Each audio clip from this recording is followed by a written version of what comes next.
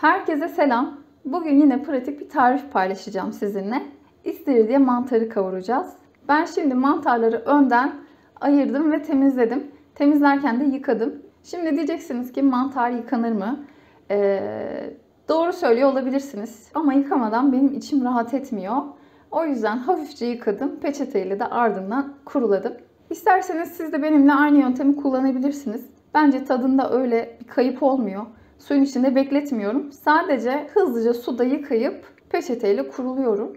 Üzerini bezle silip temizleyenler de var. Tercih size kalmış. Pişirirken de bu tavayı kullanacağım ama pişirmeye geçmeden önce mantarı biraz parçalamamız gerekiyor. Şimdi bölerken şu sap kısmını kullanmayacağım. Çünkü bu tarifte biraz sert kalıyor. Bu sap kısmından da güzel bir çorba olur. Atmak istemezseniz bu şekilde değerlendirilebilir. Böyle içinde biriktireceğim ben. Şimdi istiridye mantarını şu şekilde iri parçalara bölüyorum sadece. Yani aslında parçalamak zorunda da değilsiniz. Direkt böyle köfte pişirir gibi de kızartabilirsiniz. Ama ben bölmeyi tercih ediyorum. Çok minik olanları parçalamıyorum. Şöyle sap kısmını alıp kafama göre dilimliyorum aslında. Bunu da çok kullanmaya başladım. Kafama göre. Aynen öyle aslında. Kafama göre dilimliyorum. Bu tarifi başlı başına bir yemek olarak da düşünebilirsiniz. Ama diğer yemeklerinizin yanına eşlik eden güzel bir tarif de olabilir. Ben genelde pilav, tavuk falan yaptığım zaman eğer gerekiyorsa yanına böyle tamamlayıcı bir şey de yapabiliyorum. Ama şu an sadece bunu yemek için yapıyorum. Başka bir yemek yapmayacağım arkasından. Evet, dilimledik. Dediğim gibi ben bunları değerlendirip çorba yapacağım. Dilerseniz siz de öyle yapabilirsiniz. Yani burada pişirseniz de olur ama biraz sert kalıyor. Ben onu sevmiyorum. O yüzden pişirmeyi tercih etmiyorum. Tercih size kalmış. Artık ocağa geçebiliriz. Tavanın altını açıyorum. İçine 4 yemek kaşığı zeytinyağı ekleyeceğim. Ölçmek zorunda değilsiniz. Göz kararı da koyabilirsiniz ama mutfağa yeni girmiş arkadaşlar varsa diye onlara kolaylık olması açısından genelde verdiğim tarifleri ölçerek tam ayarında vermeye çalışıyorum.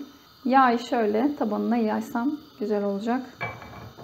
Şimdi içine doğradığım mantarları aktaracağım. Siz bütün halinde teker teker kızartacaksanız şu şekilde köfte dizer gibi dizip çevirerek pişirebilirsiniz. Ben dildiğim için hepsini atıyorum direkt. Başta mantarlar tavaya sığmamış gibi gözükebilir. Tava küçük gelmiş gibi gözüküyor biliyorum. Ama biliyorsunuz ki mantar büyük oranda su içeriyor. Birazdan hacmini yitirecek ve bu mantarlar küçücük kalacak. Bir de şunu söyleyeyim.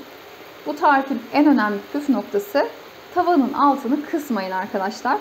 Kısarsanız eğer çok fazla sulanıyor ve mantarlar gerektiğinden fazla yumuşak oluyor. Yüksek ateşte pişirdiğim zaman ben çok daha güzel olduğunu gördüm. Ayrıca kapağını da kapatmayacağım. Önce suyunu bir saldı. Şimdi de tekrardan suyu çekiliyor. Artık şöyle karıştıra karıştıra pişirebiliriz. Hafiften kızarmaya başladı. Şimdi diğer yüzlerini çeviriyorum. Biraz da o tarafları tavaya baksın. Zaten belki belli oluyordur. Büyük oranda yumuşadılar. Bundan sonra iş kızartmakta. Dengeli bir şekilde her iki tarafı kızarana kadar pişireceğim. Bütün mantarlar ateşten nasibini alsın istiyorum.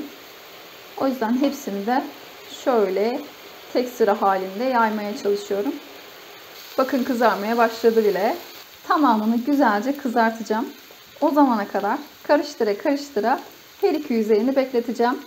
Mantarlar birazdan hazır olacak. Artık baharatlarını ekleyebiliriz. Bir çay kaşığı tuz dökeceğim.